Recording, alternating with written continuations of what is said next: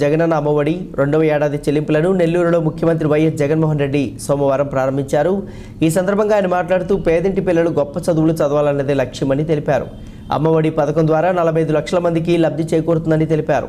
ప్రతి బిడ్డకు అమ్మఒడి శ్రీరామ రక్ష అని 19 నెలల పాలనలో చదువుల విప్లవం తీసుకొచ్చామని సీఎం పేర్కొన్నారు.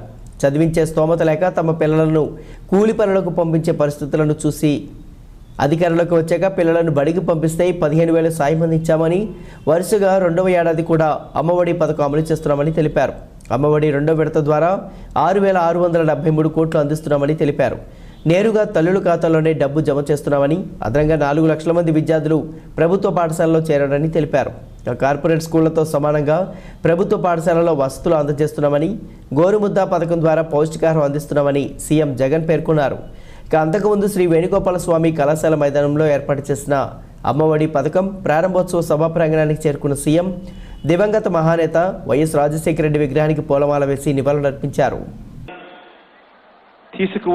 తీసుకువచ్చామని అధికారంలోకి వచ్చిన వెంటనే 8 నెలలు కూడా తెరక మునిపే ఆ కార్యక్రమానికి శ్రీకారం చుట్టడం, ఇది రెండవ దఫా మళ్ళీ ఈ కార్యక్రమానికి శ్రీకారం మళ్ళీ చుడతా ఉన్నామని చెప్పి సగర్వంగా ఈ సందర్భంగా తెలియజేస్తా ఉన్నా.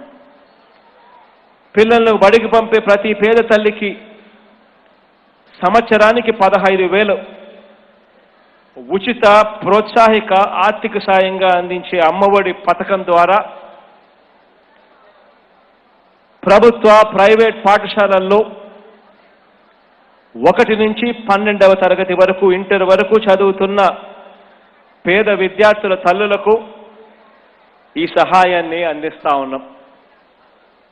అమ్మఒడి కార్యక్రమం ద్వారా పిల్లల్ని చదివిస్తా ఉన్న 42,33,000 అక్క చెల్లెమ్మలకు గత సంవత్సరం 6,400 కోట్ల రూపాయలు ఇవ్వడం జరిగింది. ఈ సంవత్సరం 44,48,000 అక్క చెల్లెమ్మలకు ఈ సంవత్సరం అమ్మఒడి పథకం ద్వారా అక్షరాల 6,773 కోట్ల రూపాయలు అమ్మఒడిగా అందించబోతా ఉన్నామని ఈ సందర్భంగా తెలియజేస్తా ఉన్నా.